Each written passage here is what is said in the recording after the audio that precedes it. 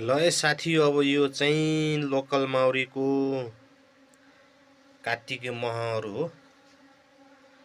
हामीले कात्तिक महिनामा आज लास्ट भइसकेको छ हैन।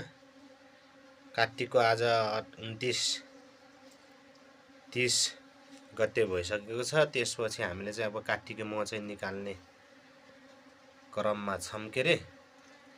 आडा चाहिँ निकालिसकेका छौं, अब आडा चाहिँ बाँकी छ निकाल्ने। अब यो हामीले निकालेर तयारी गरेका छौं। अब यसलाई चाहिँ हामीले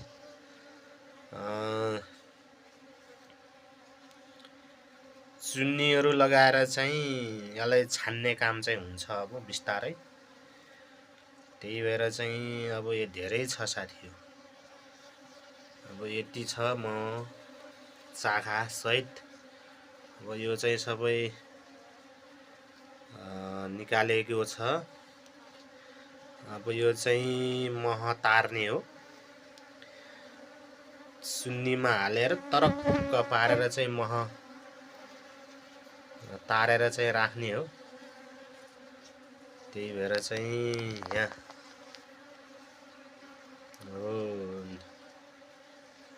कात्तिकको महिनाको लास्टतिर निकालिएको छ। अब कतिपय यो बेला निकालिएको छ भने कतिपय चाहिँ अरु बाँकी छ। अब निकाल्ने बाँकी छ,